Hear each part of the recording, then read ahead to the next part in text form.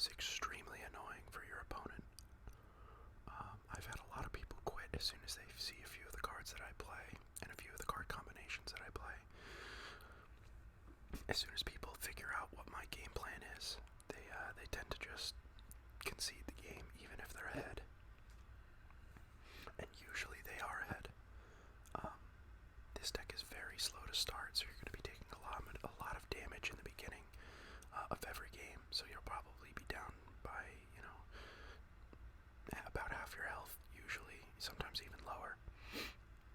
But once this deck gets going, you can really shut your opponent down. And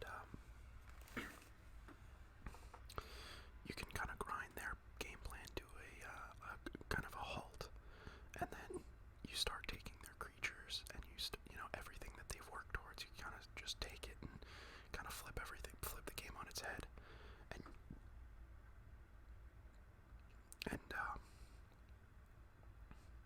yeah. So anyway, let's get into the deck itself. So the biggest pieces of the deck, I would say, are Risen Reef, Thassa, Deep Dwelling. Cavalier of Gales is important, but not as important as Agent of Treachery. So those are kind of the biggest pieces of the deck, kind of the most important parts of the deck. Risen Reef is kind of your elemental draw engine. When it enters the battlefield and when another elemental enters the battlefield under your control, you look at the top card of your library. If it's a land card, you may put it into the battlefield tapped. If you don't put the card into the battlefield, you put it into your hand. So, because of this, we added a lot of elemental creatures in the deck, so that we can trigger that effect. It just keeps cards in our hand, it keeps our options open. And it's just a way, obviously, to kind of sift through our deck, because the whole point of this is to get to some specific cards, and the only way to do that is to make sure that you're getting cards from your library into your hand or onto the battlefield. Thassa, I'd say, is probably the most important card in the deck. She's an indestructible legendary enchantment creature. As long as your devotion to blue is less than 5, she isn't a creature, which is actually pretty important, because most of the time, unless you have like a Cavalier of Gales out there and a Frostlings, or some combination of things, or an Agent of Treachery and your Rogue's Wavecrasher, if you don't have a lot of specific island or blue mana costs, she stays an enchantment, which people haven't really caught on to how important enchantments are in this new set yet. And I mean how many there are, but essentially keeping her not a creature forces opponents to have to use some sort of enchantment removal to get rid of her. And then when she is a creature, she's pretty formidable. She's a 6/5, so she can be pretty difficult to get rid of, which is perfect because her kind of passive ability, if you read that flavor text there, is extremely important to this deck. So at the beginning of your end step, so essentially after your combat step, exile up to one other target creature you control, then return that card to the battlefield under your control. So essentially, I mean, it sounds a little confusing, but what this means is you take one of the creatures you control from your battlefield, you exile it for like a split second, and it returns to the battlefield. Now, that might sound confusing and kind of pointless, but the key is they're re-entering the battlefield. So if they have any text, like on Risen Reef, where it says when it enters the battlefield, or ETBs, when it enters the battlefield, blank happens. And so we have a lot of cards that have when blank enters the battlefield, so that we can flicker these guys back and forth. We can exile them, have them re-enter, and then whatever ability they might have, it gets re-triggered. We'll go over all the other cards and their interactions with Thassa in a bit, but the most important one when it enters the battlefield and having Thassa interact with is Agent of Treachery. So when he enters the battlefield, you gain control of target permanent. So basically, on a very good hand or on a very good turn, what you would do is you would have a Thassa already out onto your battlefield. You would play an Agent of Treachery. You'd get control of one of your opponent's creatures. You'd go through a combat step, whether you attack or not. And then once the combat step is over, you would use Thassa's ability to to flicker your Agent of Treachery off and back onto the battlefield, and then take a second creature in one turn. So you can take 2 creatures in one turn. I mean, that's what's ideal. But it can be extremely frustrating, especially in decks where, they're building up big creatures. Ajani life gain decks where they're building up their Ajani and they're spending a lot of time and turns and effort making things happen, and ramp decks that are ramping up to big creatures, and they're getting hits in on you in the meantime, because admittedly this deck does start super slow. So you'll be down to 10 life, or even now I've been down to 3 life before and had a game entirely turn around. But you'll be down on life, but once you can kind of get the idea of this deck realized, you can obliterate and absolutely just make your opponent come to a grinding halt. So that's kind of best case scenario. That's really what the idea of the deck is meant to do. Just take control of creatures and just kind of have these guys flicker back and forth, and specifically Agent of Treachery. But we've filled out our deck with a Leafkin Druid. It's a cheap way to trigger Risen Reef. It's also a nice blocker, a 0/3 blocker. So any 2 power creatures you can kind of negate. And then also he has a little bit of a ramp effect where you can add extra forest mana, which can come in handy later in the game. I also have 1 unsummon.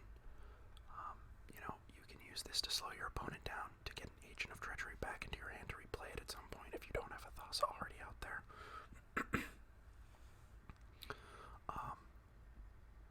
And you can also use it to, really bounce anything you want really back either into your hand or into your opponent's hand to slow them down.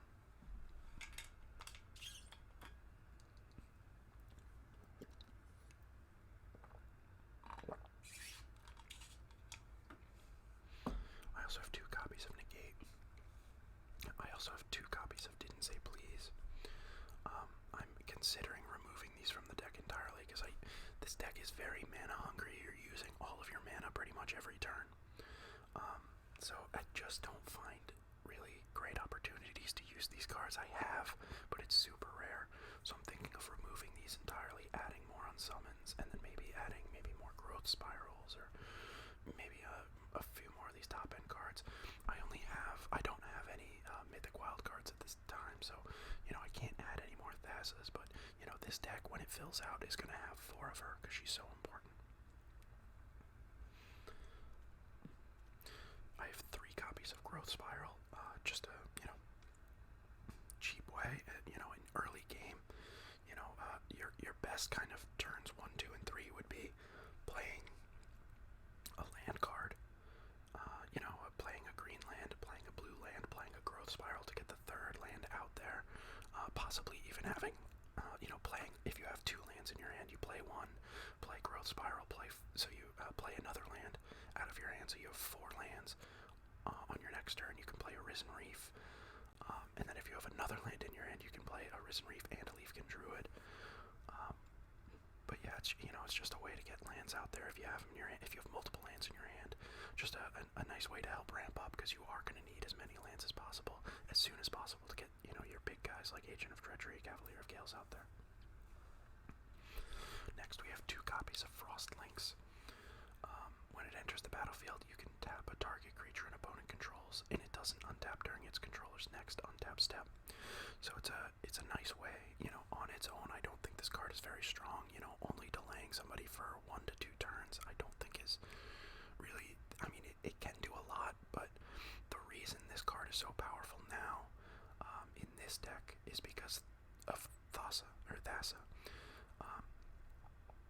So if you aren't getting your big heavy hitters like Cavalier of Gales, Agent of Treachery, if you're just having trouble getting those cards out, if you have a Frost Lynx and a Thassa, you can bounce the Frost Lynx back and forth in and out of the battlefield and retap. You can retap creatures or tap specific creatures or different creatures, and just kind of slow your opponent down that way, biding time for you to get your own heavy hitters out like Cavalier of Gales, Thassa, or Agent of Treachery. Next, we have Overgrowth Elemental. I really like Overgrowth Elemental because you can, he buffs up your other you can buff up 1 elemental when he enters the battlefield. When another creature you control dies, which does obviously Frostlings, definitely with your Risen Reefs. It buffs him, he gets a +1/+1 counter, and you gain a life. I also like him because, he's another good target, if you're not getting your Cavalier of Gales, your Agent of Treachery out there, but you have a Thassa. She can flicker him back and forth, and you can keep adding +1/+1 counters to your elemental creatures, so he's a pretty decent target. I think he's a good card to have in the deck. We already went over Risen Reef, didn't say please, and Thassa. Next I have 3 copies of Yurok's Wave Crasher. I'm probably going to decrease, as I increase Thassas, I'll increase the number of Yurok's Wave Crashers. I'll probably also, maybe get rid of him and add more unsummons, or maybe I'll just replace the negates and didn't say pleases with unsummons, but essentially he's a 4 mana unsummon, which sounds pretty bad, but he's also a 4/4 creature, which is pretty good. I mean, it's a little expensive for a 4 mana creature, but he's also an elemental, so he triggers Risen Reef, so I don't hate him. At the very least, I'd say I'd keep one of him in the deck, just in case, if you really need a creature out there and an unsummon wouldn't do the job, you can cast him, get an Agent of Treachery back into your hand or something, So I don't, as weak as this card seems, I actually don't hate it entirely. I'd say at the very least 1 would be, not a bad option to particularly have in your deck. 3 might be a little excessive, but, I find a lot of instances where I have him, 1 or 2 of them in my hand, and it's just, not the right time to play, so, maybe just having 1, and, if he sits in your hand, he sits in your hand, but, he is an elemental, so he can trigger Risen Reef if you need more options, so I don't hate him. We have 1 copy of Mass Manipulation. It just leans into the archetype for the deck. You can gain control of X target creatures or planeswalkers. So yeah, I mean, at late game, or even mid game, if you want to just take control of 1 or 2 creatures, you can just play this card. Next we have Cavalier of Gales. He's an elemental, so he triggers Risen Reef. He's a knight, he is flying, he's 5/5. When he enters the battlefield, draw 3 cards, and then put 2 cards from your hand on top of your library in any order.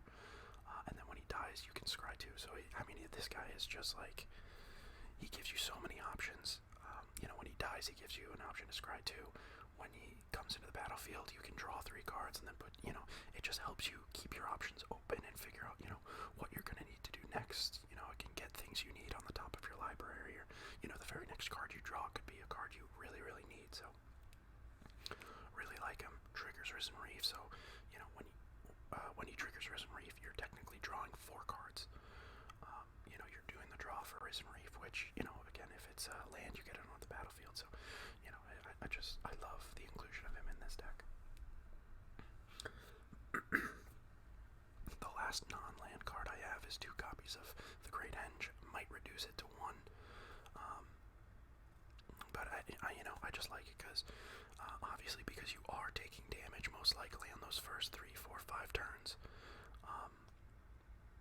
you're going to want to gain some life back, and this card lets you do that by just tapping it. It adds mana for you if you need it, which can be useful for things like Mass Manipulation and, any other thing that you might need mana for.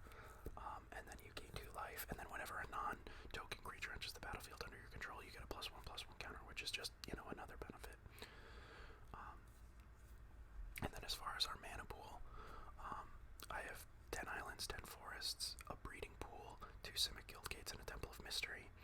I don't have a lot of the rare lands or the shock lands, so, ideally, I would reduce the amount of Simic Guildgates and increase breeding pool and Temple of Mystery, but I think overall 24 mana is pretty good, and I think, if anything, I think, 4 dual lands, I think, is probably more than enough.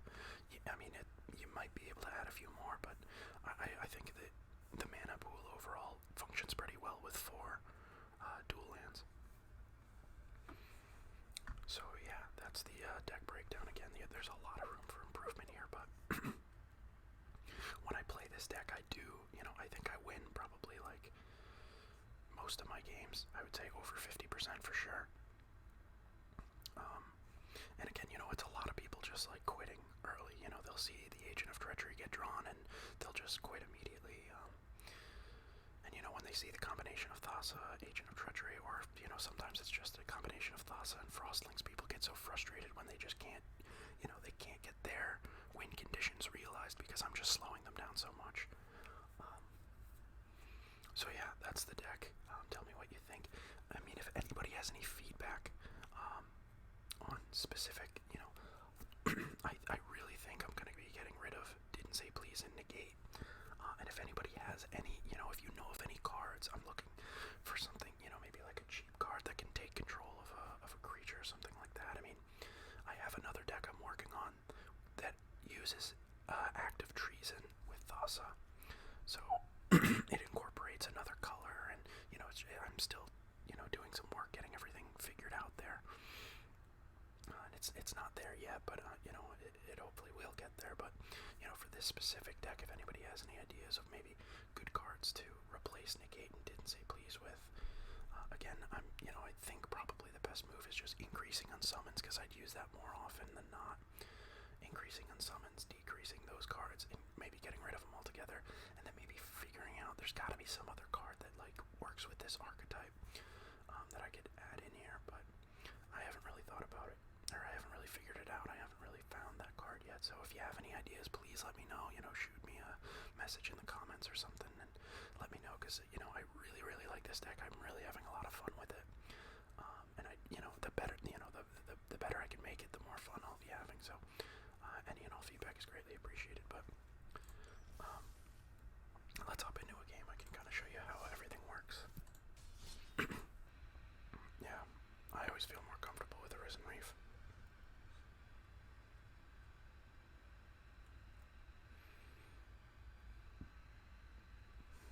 So I'm sure he is taking his time figuring out what he wants to do, but I think we have our hand. And probably what I'll do is take the Didn't Say Please out, because again, I just don't find a lot of opportunities to use that.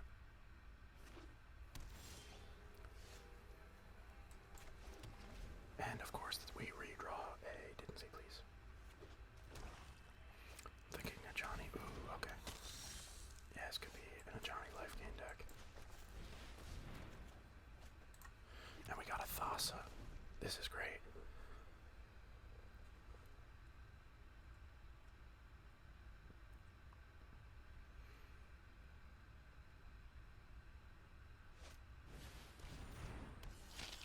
This is fine. We don't care.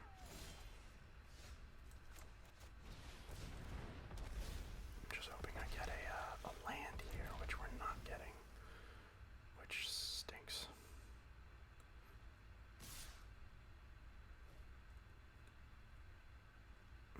We'll take this damage. It's only 4, but we really gotta draw into a land and start building something soon.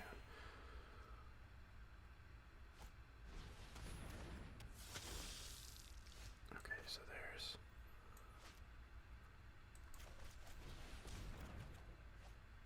I was really hoping... I mean, that's not so bad. That's actually very good. Okay. So we're just not going to do anything. One of these Childs of Night we can block with the Leafkin Druid, and then we might just take the other 4 damage, bringing us down to 10, which I don't mind.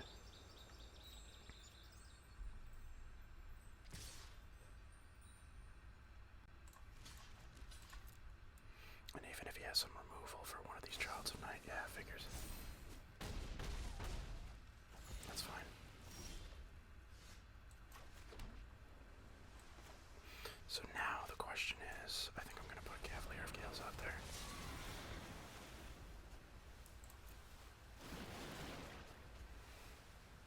Okay, so we don't need this many elementals, and we don't need that, and yeah.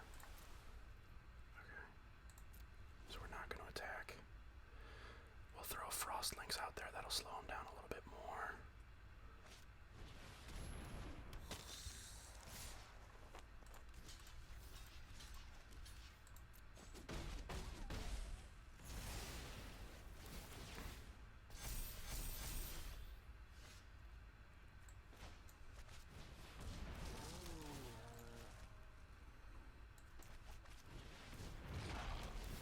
And ideally, we take control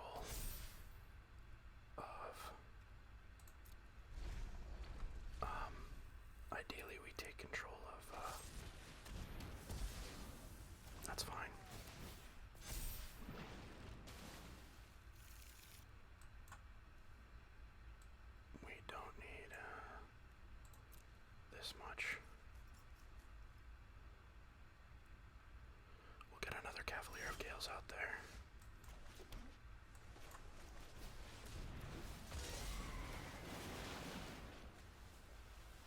Okay, we don't need that much land.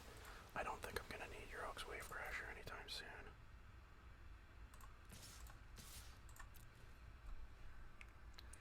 We can get rid of the Child of Night, so he can't get any more.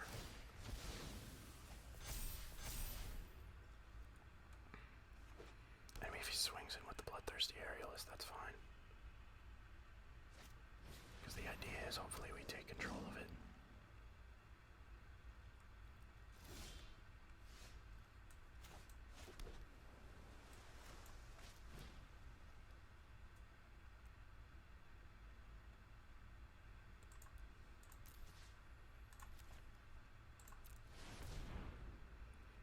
Alright, so